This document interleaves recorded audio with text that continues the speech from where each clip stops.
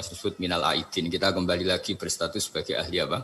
Surga. Dan itu dimulai dari saling memaafkan. Karena yang menghalangi masuk surga itu hak adami. Manusia itu kan paling kikir untuk memaafkan orang lain. Padahal kalau hak adami belum selesai itu Allah tidak mau memaafkan. Makanya syaratnya masuk surga harus kita saling memaafkan. Ini bukan pemanasan karena acara ini acara halal bihalal, tambah adem. Jadi tolong diralat, bukan tambah panas, tambah adem. Bukan pemanasan, tambah adem. Relax saja. Begini ya, karena yang diutarakan Pak Kures tadi sudah luar biasa. Saya hanya membantu referensi di antara ciri wali Allah itu asyafaqah alal khalqi kullihim. Punya empati, punya kasih sayang ke semua makhluk. Bahwa takdir kita ada perbedaan itu ya wajar, tapi bahwa definisi itu nyata. Tadi beliau menyebut termasuk satu saudara atau satu komunitas dengan makhluk-makhluk Allah yang lain. Pernah suatu saat Nabi memuji ada seorang nakal itu, diterima tobatnya Allah karena di jalan ketemu anjing, kemudian ngasih minum anjing itu dan Allah mengampuni. Meskipun secara hukum usul fikih tidak bisa digeneralisir. Misalnya kalau minumin anjing 1 surga, kalau 100 tambah surga. Nanti lupa minumin manusia gara-gara kebanyakan minumin anjing gitu. Tapi apapun itu faktanya ada cerita di hadis seperti itu. Kemudian menyangkut komunitas internasional yang beberapa diantaranya tentu beda agama, beda keyakinan. Saya mau membacakan cerita di kitab Ar-Risalah Al-Qushairiyah. Jadi saya hanya membantu referensi-referensi yang diajarkan guru-guru kita. Ar-Risalah Al-Qushairiyah adalah kitab kesayangan Mbah Maimun karena dulu Mbah beliau dapat ijazah dari Sayyid Umar Sato, kakaknya Sayyid Abi Bakar Sato yang punya kitab I'anatul Thalibin. Dan kitab itu dibawa ke Indonesia sampai ke saya sebagai murid beliau. Di antara yang disebut dalam Ar-Risalah Al-Qushairiyah ini Thariqatu Ahlil Ilm, kitab Ar-Risalah Al-Qushairiyah itu. Saya baca nasnya ya, atau ibaratnya atau teksnya.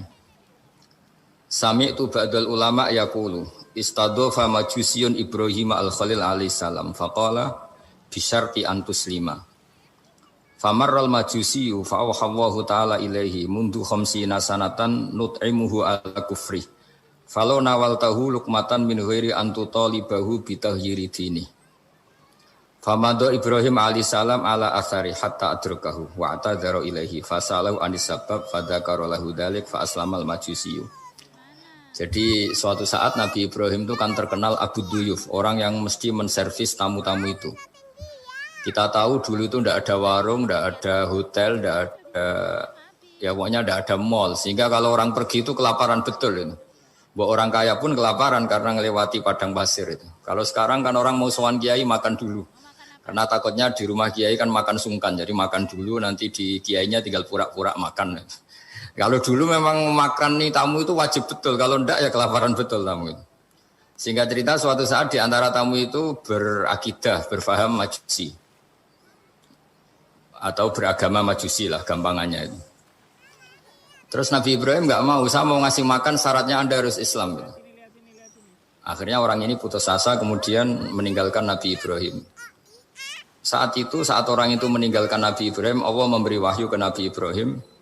Orang itu umurnya 50 tahun dan dia hidup karena tak kasih makan. Terus kata Allah, mundu khamsina sanatan nut'imuhu ala kufri. Saya yang Tuhan saja ngasih makan dia 50 tahun tanpa syarat dia harus Islam. Kamu baru dimintai makan sehari mensyaratkan Islam. Walhasil terus Nabi Ibrahim ngejar orang majusi itu terus monggo-monggo makan di rumah saya. Singkat cerita terus orang majusi itu tanya kenapa Anda berubah pikiran. Terus Nabi Ibrahim cerita bahwa beliau ditegur Allah kemudian harus melakukan itu. Jadi cerita-cerita seperti itu banyak. Dulu kita dengar para kiai sering cerita ketika seorang Yahudi rumahnya diusir Amr bin As untuk pembangunan masjid. Ketika lapor ke Sayyidina Umar, masjid itu yang mengambil tanahnya orang Yahudi harus dikembalikan ke orang Yahudi. Dulu guru-guru kita juga sering cerita Sayyidina Ali itu pedangnya dicuri sama orang Yahudi. Ketika ketemu di pasar atau di jalan, kemudian Sayyidina Ali yakin itu pedangnya, dilaporkan ke Qadhi Syureh. Setelah itu Sayyidina Ali diminta, buktinya apa? Saksinya siapa? Kalau itu pedang Anda, saksinya Hasan dan Husain. Tapi kata hakim, Said Hasan Husain itu keluarga Anda, tidak sah jadi saksi. Zaman itu Sayyidina Ali masih berargumentasi, waqad qala Rasulullah sallallahu alaihi wasallam Hasanun wa Husainun sayyida syababi ahlil jannah. Tapi kata Imam Sureh tetap standar saksi itu tidak boleh dari keluarga.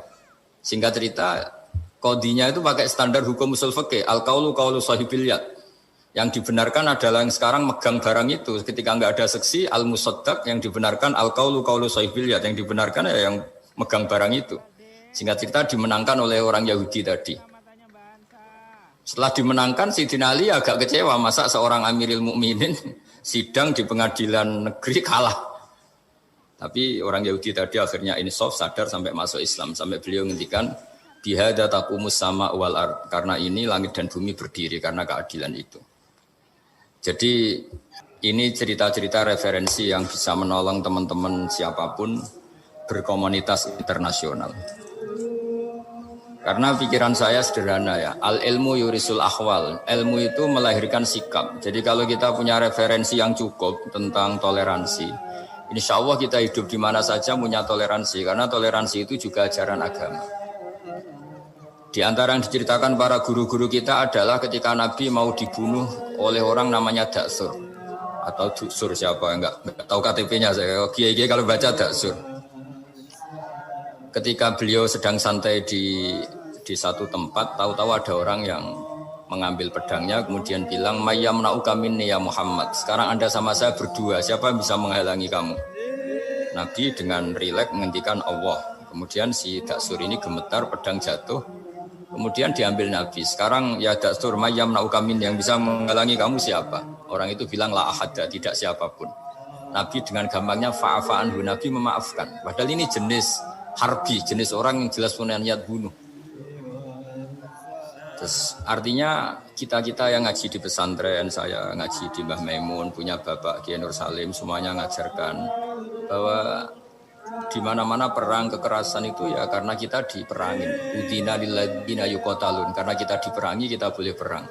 Qatilul ladzina yuqatilunakum. Jadi yang boleh kita perangi ya zaman kayak kita dulu dijajah Belanda, dijajah Jepang zaman itu. Ketika sudah tidak ada penjajahan ya alasan itu sudah hilang karena mereka tidak merangi kita. Jadi apa ya, perang ya ada konteks rasionalitasnya, damai juga ada konteks rasionalitasnya.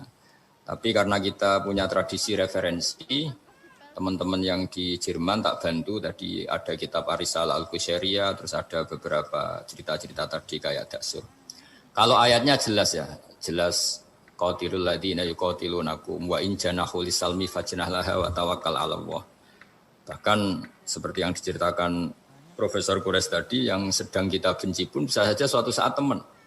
Dalam surat Mumtahanah itu atau Mumtahinah ada ayat asawwau ayyaj'ala bainakum wa bainal ladzina ataitum minhum mawaddah. Bisa saja orang yang sekarang kamu benci suatu saat kamu cintai.